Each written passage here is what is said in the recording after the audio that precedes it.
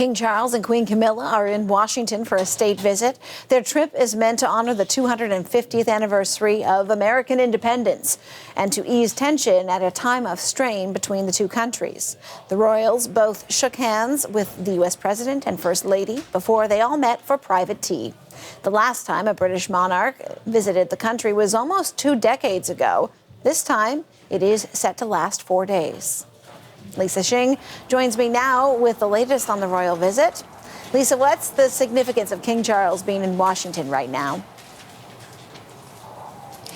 Hey, Sarah. Yeah, so this trip, the King Charles and Queen Camilla touched down in Maryland near D.C. just a few hours ago, greeted by a military band that played the anthems of both countries before they were met by U.S. President Donald Trump and First Lady Melania Trump at the White House for tea.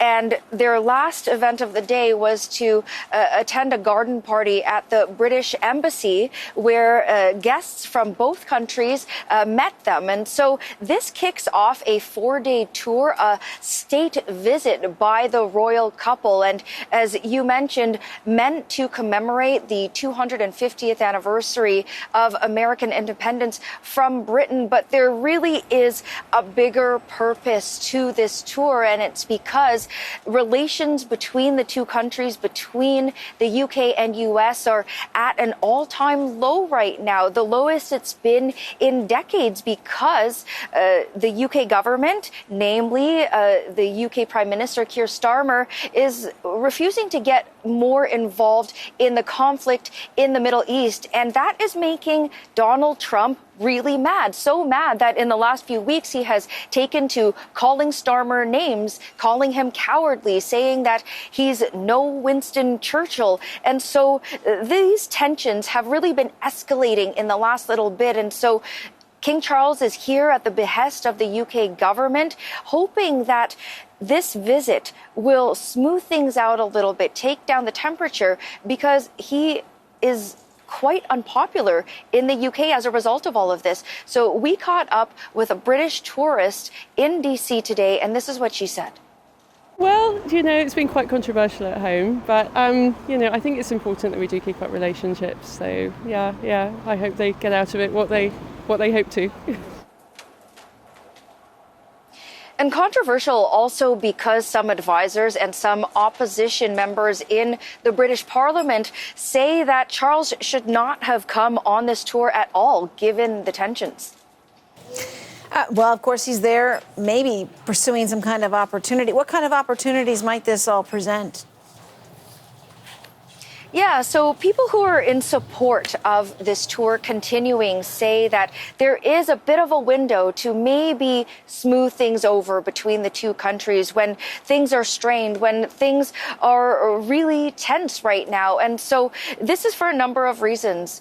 King Charles is seasoned in diplomacy. He has done this for decades, meeting with leaders around the world in his capacity as Prince of Wales and now as king. And he's able to navigate tricky situations like this. Meanwhile, Trump adores the monarchy. His mother was a Scottish immigrant. He has praised Charles on multiple occasions, saying he's a brave man, he's a great man. And so there could be an opportunity, say some analysts, for the relationship to turn a corner, even if temporarily. This is what a professor at the American University here in D.C. said about that. If we're talking about dealing with those profound differences over trade, over Iran, over other matters, no, I don't think any visit, let alone the visit of the king, could fix that. However, what is important is I think it can change the narrative, it can bring some goodwill, and hopefully bring some better sentiment for the future.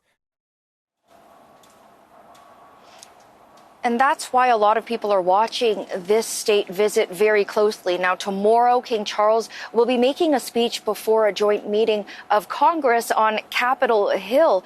And a lot of people are going to be listening carefully because of the tensions between the two countries, because of global trade tensions started by U.S. President Donald Trump, as well as the fact that there has been a call for Charles to meet with the survivors of convicted sex offenders under Jeffrey Epstein.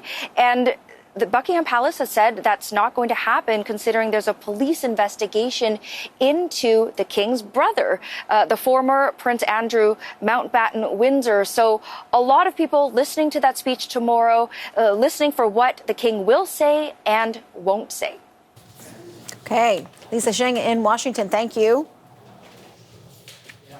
Now to get a little more insight into how this visit in the U.S. is going to unfold, I'm going to turn to Craig Prescott. He's a constitutional expert at Royal Holloway University in London, and he is in London. Craig, thank you so much. I know you've stayed up pretty late to speak with us, so thank you off the top. Not a problem. Good to join you.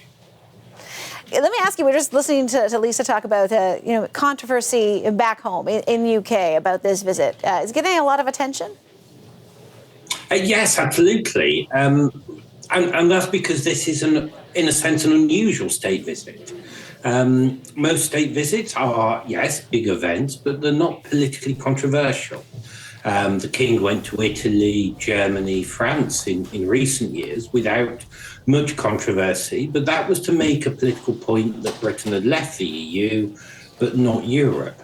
Whereas this is much more politically complicated, that you have a president who, with tariffs, with Iran, stands at odds with the position of the UK government. So this makes it an interesting state visit at the very least.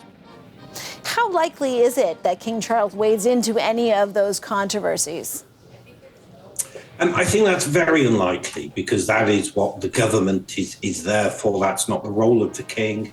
The foreign secretary is with the king. So anything really political, then that's why the foreign secretary is there. So this is very much about mood and, in a sense, about that deeper relationship between the UK and the US, that in a sense, regardless of who is in the White House or in Downing Street, the UK and the US have a very close relationship with cooperation on lots of matters, particularly security, intelligence, and things like that. And so, this is a reminder that the UK and the US are very close, regardless of any present difficulties that there are from time to time. And does this, go any way toward building a bridge toward addressing those issues of tariffs, perhaps? Is that the hope? It's perhaps the sort of big hope of the UK government, but I think it's a sense of the UK government want to sort of remain open to the US, that regardless of the brickbats and the jibes that are coming from President Trump, the UK still wants to be present in Washington, thought about, and to be seen. And so this is the most visible way of achieving that. The king is also, he's set to face some uncomfortable questions regarding Jeffrey Epstein, potentially, I suppose, maybe from the media here. Do you see that being raised during the visit? I think it's unlikely, because these state visits are so well choreographed that the opportunities for that to be raised are sort of almost minimal. That the king, it's like we just saw this today. He flew in, went straight to the White House, sort of straight into the White House from a car. The opportunities for that sort of spontaneous moment are very, very limited. And that's very deliberate, that these things are planned so that both sides can achieve what they want.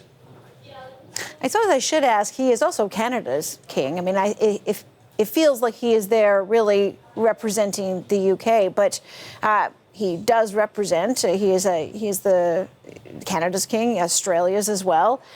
Do you think that translates or comes across in conversation, or is this purely representing the UK, this trip? So this is, purely representing the UK government, the UK state. He's wearing his crown as King of the United Kingdom. But those other crowns, Canada's and Australia's, as you mentioned, are always there in the background. So, there is always a sense that when the king is there, he is also the king of the Commonwealth realms as well. And so that's something that's always in the background, and and that sort of adds to the stature of the king, that he just isn't the king of the United Kingdom. He is the king of other countries that are also very, very close and on many things have a similar position to the UK.